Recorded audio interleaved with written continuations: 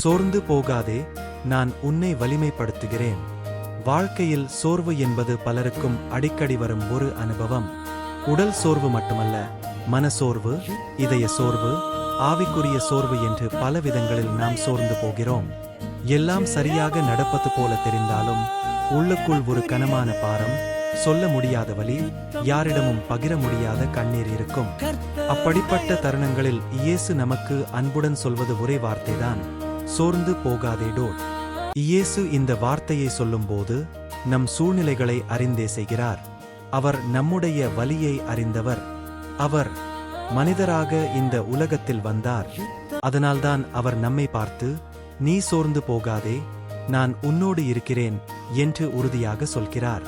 பல நேரங்களில் நாம் மற்றவர்களுக்காக போராடிக் கொண்டே இருப்போம். குடும்பத்திற்காக, பிள்ளைகளுக்காக, வேலைக்காக, உறவுகளுக்காக, எல்லாவற்றிற்காகவும் நம்மையே மறந்து ஓடிக்கொண்டிருப்போம். அந்த ஓட்டத்தில் ஒரு நாள் நம் உள்ளம் உடைந்து, என்னால் இனிமேல் முடியாது என்று சொல்லும். அந்த இடத்தில்தான் இயேசு நம்மை நிறுத்தி மென்மையாக நம்முடைய தோள்களை பிடித்து, இனி நீ ஓட வேண்டாம், நான் உன்னை சுமக்கிறேன் என்று சொல்கிறார். சோர்வு வந்தால் நம்மால் ஜெபிக்க கூட முடியாமல் போகும்.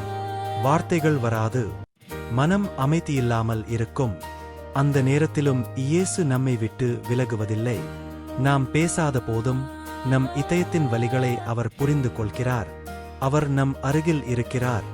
பைபிளில் பலர் சோர்ந்த தருணங்களை, எலியா தீர்க்கதரிசி கூட ஒரு சமயம் வாழ்க்கையை வேண்டாம் என்று நினைக்கும் அளவுக்கு சோர்ந்தான். அப்போது தேவன் அவனை குற்றம் சொல்லவில்லை, அவனை ஓய்வெடுக்க வைத்தார், உணவு கொடுத்தார், வலிமை அளித்தார். அதே தேவன் இன்று உன்னையும் பார்த்து, நீ சோர்ந்து போகாதே என்று சொல்கிறார். சோர்வு என்பது தோல்வி அல்ல, அது நீ பல காலம் போராடி வந்திருக்கிறாய் என்பதற்கான சாட்சி. இயேசு உன் போராட்டத்தை மதிக்கிறார், உன் கண்ணீரை கணக்கில் வைத்திருக்கிறார். நீ இரவில் தனியாக அழுத ஒவ்வொரு தருணத்தையும் அவர் காண்கிறார். அதனால்தான் அவர் உனக்கு வாக்குத்தத்தம் கொடுக்கிறார், நீ சோர்ந்து போகாதே, நான் உன்னை வலிமைப்படுத்துவேன். பல கேள்விகளோடு இருக்கலாம். இதற்கு முடிவு வருமா? என் நிலை மாறுமா? தேவன் என்னை மறந்துவிட்டாரா என்று நினைக்கலாம்.